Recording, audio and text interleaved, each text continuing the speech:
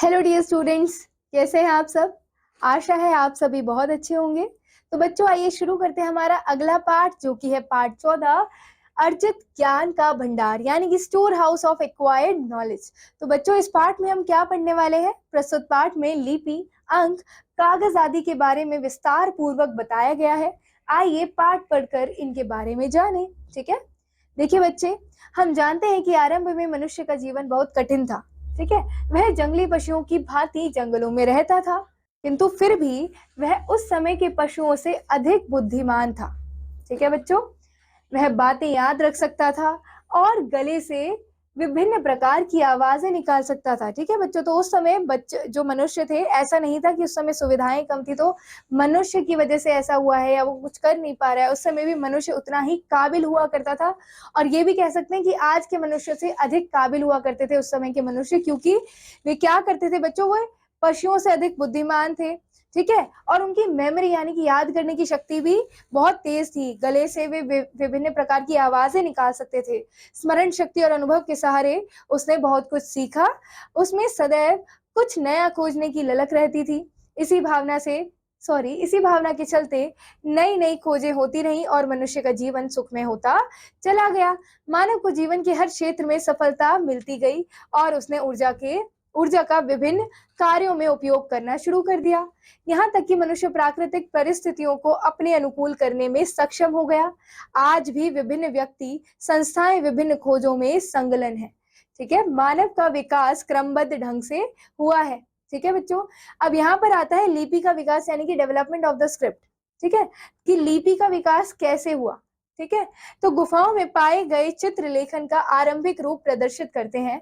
ठीक है, जब मनुष्य आर्किटेक्ट था, वह पशुओं, मनुष्य और उनकी जीवन शैली के चित्र बनाता था, तो जिससे हमें जानकारी मिलती थी कि उस समय का जीवन कैसा हुआ करता था। धीरे धीरे मनुष्य ने अपने विचारों को चित्रों के माध्यम से प्रकट करना सीखा। इसमें अधिक समय लगता था, अतः चित्रों को सरल बनाया गया और वे अधिक प्रतीकात्मक होते गए। विभिन्न वस्तुओं और बाद में ध्वनियों के लिए विभिन्न चिन्ह या प्रतीक प्रयोग किए जाने लगे। ये चिन्ह क्रमशः उस समय के अक्षरों के रूप में विकसित होते गए। ठीक है, चित्रात्मक लिपि मिस्र की प्राचीन कब्रों में पाई जाती थी। ठीक है बच्चों, चीन, जापान और कोरिया की वर्तमान लिपियां चित्रात्मक लिपियों से बनी हैं।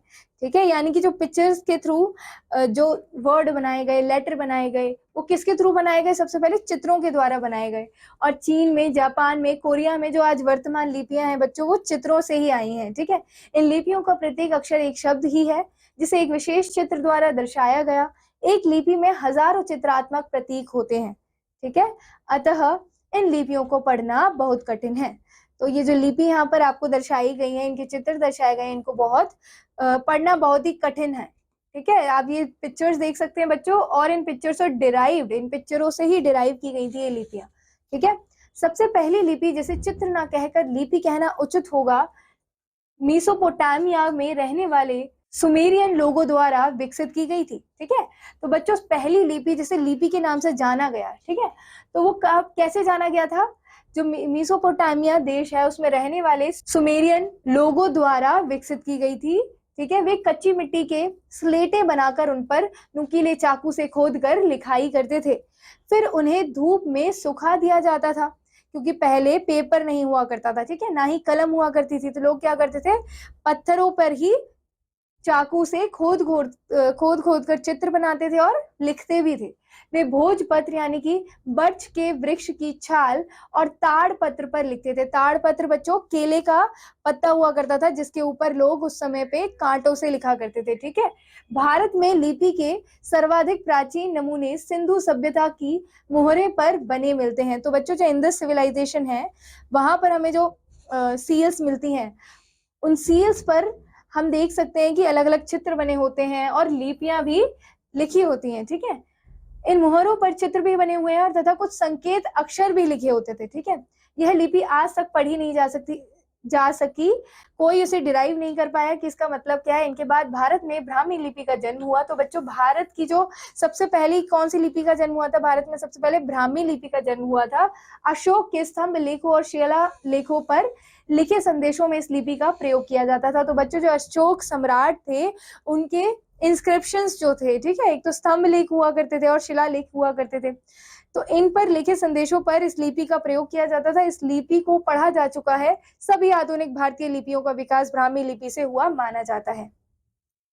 भारत की राजभाषा हिंदी देवनागरी लिपि में लिखी जाती है, ठीक है। भारत की जो राजभाषा है बच्चों, वो हिंदी देवनागरी लिपि में लिखी जाती है। आपको याद रखना है कि देवनागरी लिपि जो है वो किसकी, कौन सी भाषा की लिपि है, वो हिंदी भाषा की लिपि है।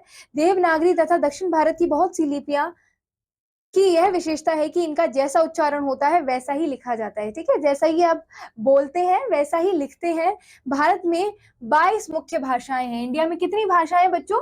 22 मुख्य भाषाएं हैं। उनमें से अधिकतर की अपनी लिपि है।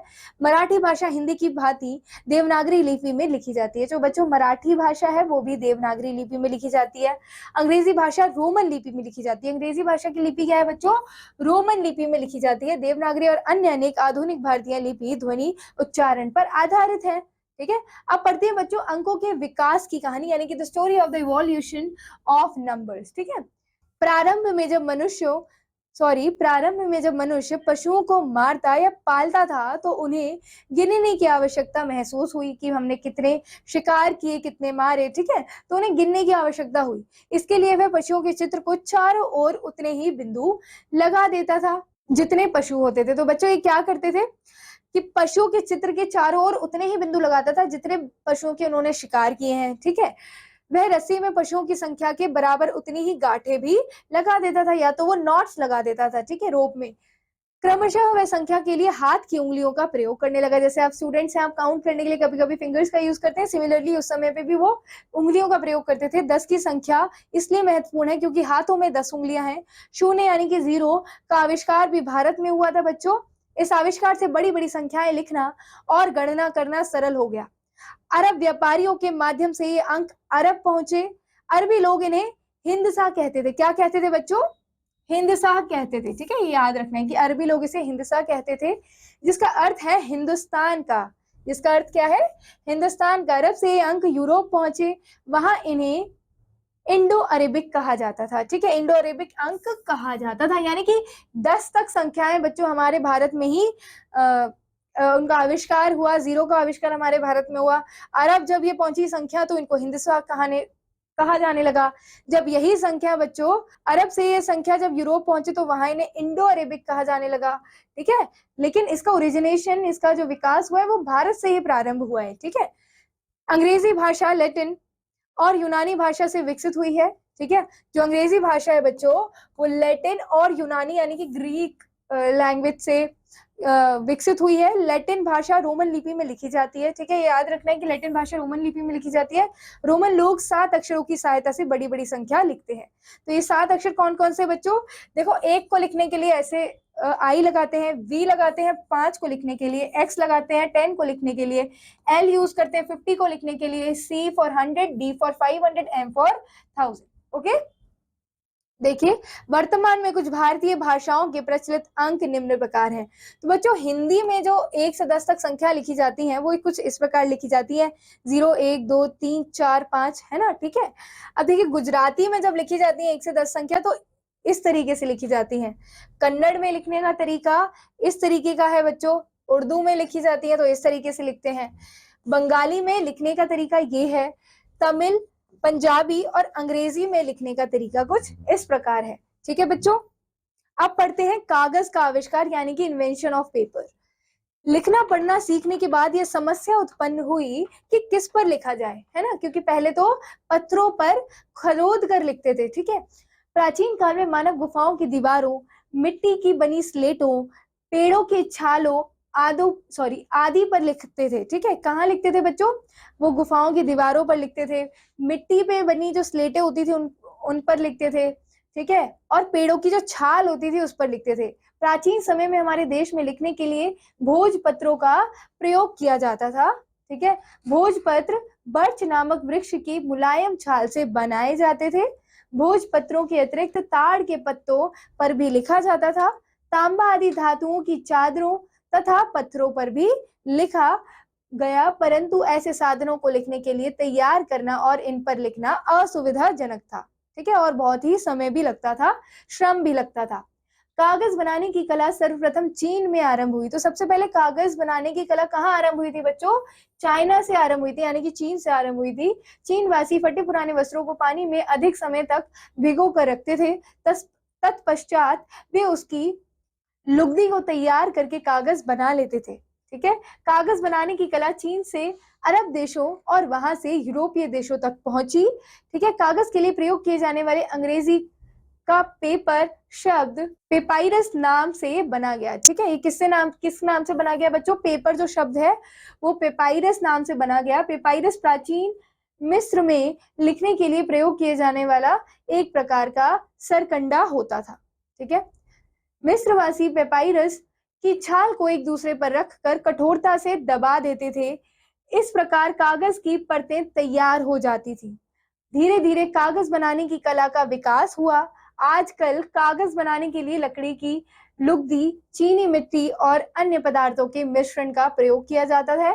कागज के आविष्कार के बाद लिखना और भी सरल हो गया और बड़ी बड़ी पुस्तकें लिखी जाने लगी। इन किताबों को लंबे समय तक सुरक्षित रखा जा सका। आजकल कागज बनाने के बड़े बड़े कारखाने हैं जिनमें विभिन्न प्रकार के कागज बनाए जाते हैं। अखबारों में प्रयोग होने वाला कागज एक विशेष प्रकार का कागज होता है। अखबारी कागज बनाने के लिए विशेष कारखाने हैं। आरंभ में सभी पुस्तकें हस्तलिखित होती हैं। इनकी प्रतिलिपियां बनाने में बहुत समय लगता था, किंतु छापे खाने के आविष्कार के बाद किसी भी पुस्तक की हजारों प्रतिलिपियां आसानी से बनाई जा सकती थी। ठीक है, तथा विभिन्न क्षेत्रों में रहने वाले लोग इन्हें पढ़ सकते थे। ठीक है, अब पढ़ते हैं बच्चों छपाई कला यानी कि प्रिंटिंग टेक्नोलॉजी का विकास। ठीक है, प्राचीन काल में गुरु अपने शिष्यों को ज्ञान की बातें बताते थे तथा शिष्य उन्हें याद कर लेते थे। इस प्रकार ज्ञान की धारा एक पीढ़ी से दूसरी पीढ़ी तक बहती रहती थी। ठीक है, क्योंकि पहले इंसानों में याद करने की क्षमता भी बहुत अधिक होती थी। भोजपत्रों, ताड़पत्रों तथा कागज की खोज के बाद उन पर लिखना आरंभ हो गया। लेकिन एक समस्या थी कि ग्रंथों व पुस्तकों आदि को हाथों से लिखे जाने का कारण इनकी प्रतियां नहीं बन पाती थी।